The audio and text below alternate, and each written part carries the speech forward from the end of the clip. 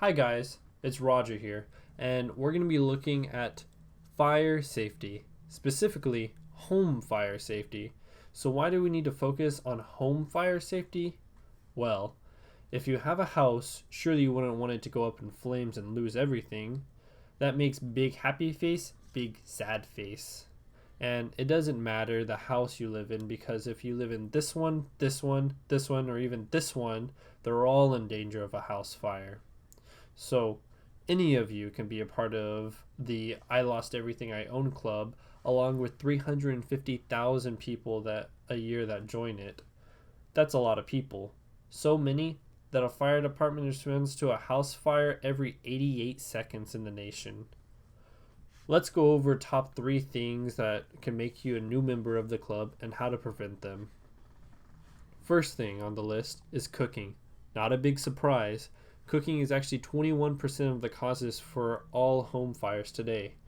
These fires are started from people either leaving a stove or oven on and unattended, cooking with hot oils and no lid, or simply not having a clean area around hot areas. So, how can we prevent these? Well, we can start with always being attentive and near the kitchen when we are using it, even if it's just to cook hot pockets, for instance. We can keep things like mittens and other flammable items away from hot areas, and we can clean and maintain the appliance, keeping it free from the food and grime from all the buildup of your hot pockets. Moving on to the next contender, being heaters. I'm not much of someone who likes space heaters or warm areas, but I do have a family member that is a bit of a warm body and loves them. But they are the reason for 86% of the fire started by heaters. Fire pits and water heaters can also set flames to many things too, though. The main way to be safe with these heaters, though, is to keep 3 feet between them and anything else. Also, keep loose things such as drapes and papers as far away as possible because even a draft or someone walking by can knock them towards the heaters just long enough to set the flame, and then we know what club you would be a part of. The next and final reason for your house's doom is electrical problems. And electrical is such a wide topic, but we'll just focus on really common problems, which is outlets and cords. Things like cords ran across walkways, especially for long periods of time. Plugs not being completely pushed in and snugged to the socket.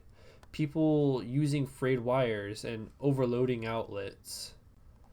These seem to be popular with people in the I Lost Everything club, and if you've noticed, the root cause of a lot of these are so easy to fix though, and mostly just take a little bit more time to do properly, like throw away the frayed wires, push the plug into the socket fully, finding closer plugs to the long cords, or even putting mats for permanent or exposed wires.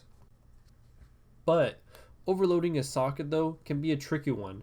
I'm not going to say only have 2 appliances in a socket at once or don't ever use extension cords because everything has a different power demand, and to know specifically what you should and shouldn't use, you'll have to go to your breaker box and see the appliance too to see if they're compatible. But what I can give you is a quick tip and just say be mindful whenever you're plugging things into outlets. Sure, you can have everyone in a slumber party charging their phones on extension cords, but you should never have that many heaters and laptop chargers on the same extension cord. It's kind of common sense. So, we went through cooking, heaters, and electricity, but what we have to talk about is